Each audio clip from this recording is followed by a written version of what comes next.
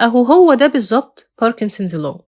المبدأ ده عايز يقولك إن المهمة اللي أنت بتعملها دي بتاخد وقت طويل علشان هي محطوط لها من الأساس وقت طويل، مش علشان هي فعلا محتاجة كل الوقت ده. يعني أوقات أنت بتاخد وقت أكتر من اللازم في حين إن الجهد المطلوب أقل. بمعنى لو اديتك حاجة تعملها في 4 ساعات هتاخد منك ال4 ساعات، ولو طلبت منك تخلص لي نفس الحاجة في ساعة واحدة هتلاقي طريقة إنك تخلصها في الساعة دي. من أكتر المشاهير المعروف عنهم إن هما بيتبعوا المبدأ ده هو إيلون ماسك.